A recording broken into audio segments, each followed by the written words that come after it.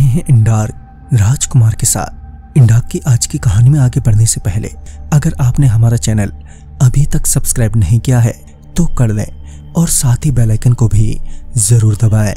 दोस्तों, अगर आपके पास भी ऐसी ही कोई कहानियां हैं तो हमारे साथ जरूर शेयर करें। हमारे इंस्टाग्राम आईडी पर इंस्टाग्राम आईडी है network_33, जिसका लिंक नीचे डिस्क्रिप्शन बॉक्स में दिया गया है।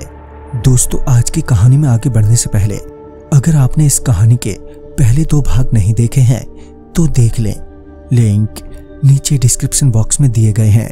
तो चलिए बढ़ते हैं इस कहानी के तीसरे भाग की ओर। अगली रात मेरे घर की डोरबेल एक बार फिर बजी और दरवाजा खोलने पर मैंने उसी डिलीवरी बॉय को सामने खड़ा पाया। आज उसकी हालत बहुत ही ज्यादा खराब थी। अब वो सड़न जैसी बदबू दे रहा था और मेरा दरवाजा खोलते ही उसने फिर से कहा, सॉरी सर। इस बार मैंने भी उस डिलीवरी बॉय को सॉरी बोलते हुए कहा, मैंने सच में बहुत ही बुरा सलूक किया है आपके साथ। मुझे वैसा बर्ताव नहीं करना चाहिए था। मेरे इतने कहने भर से ही वो मुस्कुराता हुआ बोला, कोई नहीं सर, हो जाता है। वैसे भी हमें तो आदत सी है बेमतलब की डांट सुनने की। उस रोज भी जब मैं आपका ऑर्डर लेकर आ रहा था तो मालिक ने किसी और की गलती के बदले मुझे सुनाया। ऊपर से एक दिन के पैसे भी काट लिए थे, जिस वजह से मैं थोड़ा दुखी था।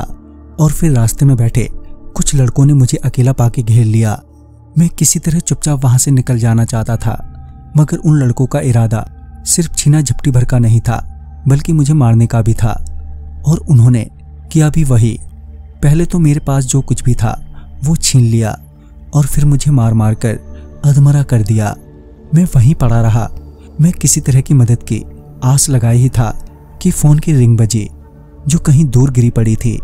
मैंने किसी तरह फोन उठाया। फोन पर आप थे और गुस्से में भी थे।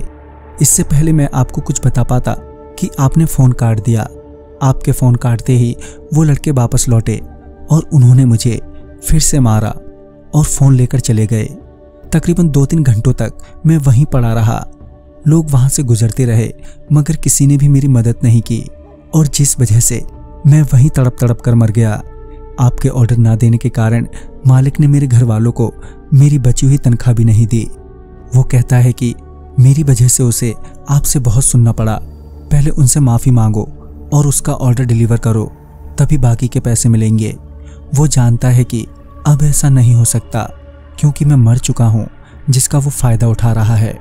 लेकिन मैं अपनी तरफ से अपने परिवार के लिए आपसे माफी मांगता हूं, इस उम्मीद में कि आप मुझे माफ कर देंगे। ये सब सुनने के बाद मेरी आंख भर आई थी।